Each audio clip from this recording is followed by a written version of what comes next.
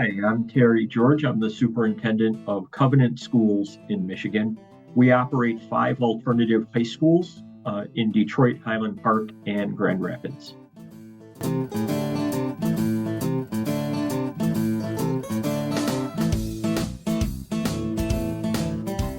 I'll go first. Dr. Henry and I were just in Guatemala City for about 6 days looking for teachers there. We had a chance to interview, I think I was able to interview 7 or 8 candidates. We were hoping to get a few more, but there were some disruptions in the country's transportation system that week. But in the end, I was able to hire 2 really top-notch English teachers from Guatemala that we'll be bringing to Detroit in July.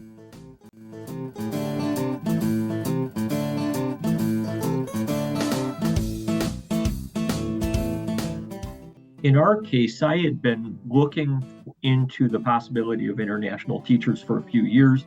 Every time I put up a posting, I get invariably resumes from Africa, from the Philippines, sometimes from South America, but I don't have the capacity to take care of all the visas and the visa sponsorship. I had talked to 1 or 2 other agencies, but they required a formal relationship with the university, which we did not have at the time. So I got an email last August from a gentleman named Abraham Jimenez, who some of you have heard from. And I said, well, I'm interested, but we don't meet the requirements. And he emailed right back and said, we can do a J1 cultural exchange visa, which does not require that university relationship. And I said, all right, let's talk. From that conversation until interviewing my first teachers, candidates took about 2 weeks. And that was last August. We now have 6 teachers that we've contracted with through IAG. So it started with their ability to do both with a J1 visa, but it's continued because so far it's been pretty successful.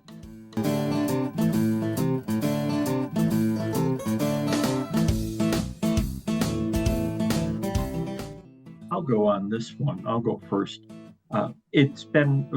I'm going to cheat and give 2. I think for our kids, a lot of our kids live in a very small geographical area in this sense, right? We have a lot of kids from Detroit.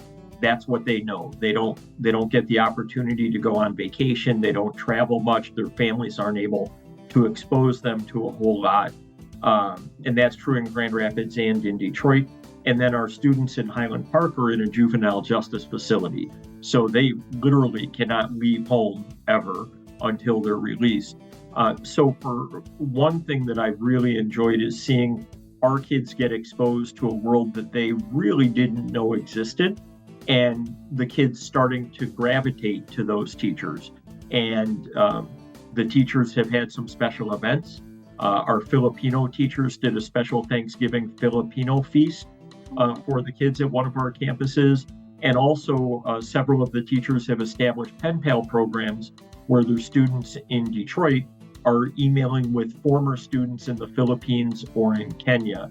So just the excitement of seeing our kids warm up to these very, as Michael said, right?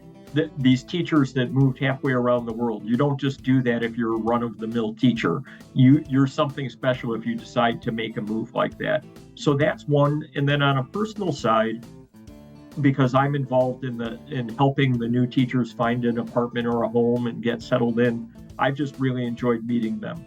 The 6 teachers we've hired this year are fantastic. We have 2 more coming in the summer that I met in Guatemala.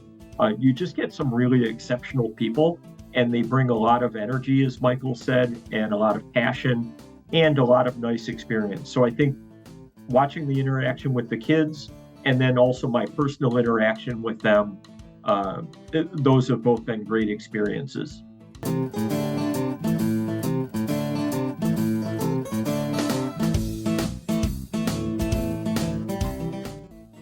What I would want people to remember is, first of all, this is a great way to fill those hard to fill positions. Marianne and Michael have talked about it.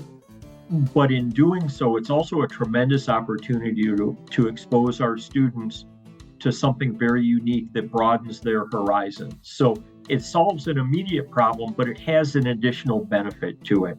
And I hope that that doesn't get lost in it as well. Even if we weren't in the midst of this teacher shortage, I think bringing in international teachers would be a great idea.